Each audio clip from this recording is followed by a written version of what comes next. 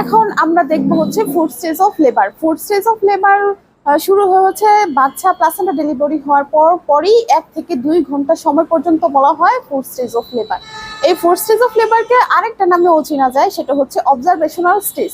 এই অবজারভেশনাল স্টেজে আমরা মনিটরিং করি মা এবং বাচ্চাকে। প্রথম 1 ঘন্টা মা এবং বাচ্চার 15 মিনিট পর পর মনিটরিং করি, এবং পরের 1 ঘন্টা আমরা হচ্ছে মা এবং বাচ্চার 30 মিনিট পর পর মনিটরিং করি। কি কি মনিটরিং করি? মায়ের ক্ষেত্রে আমরা ইউটেরাইন কন্ট্রাকশন দেখি, তারপরে পার ভ্যাজানাল ব্লিডিং কি পরিমাণে হচ্ছে সেটা দেখি, এবং মায়ের ভাইটাল সাইনগুলাই দেখি, যেমন টেম্পারেচার বৃদ্ধি হয়ে যেতে পারে, আবার হাইপোথার্মিয়াও হয়ে যেতে পারে। তারপর রেসপিরেশন দেখি, ব্লাড প্রেশার ফল্টও করে যেতে পারে। এইগুলা দেখি হচ্ছে মায়ের ক্ষেত্রে মায়ের মেন্টাল হেলথ কিরকম আছে, সাইকোলজি কিরকম বলে সেটা দেখি।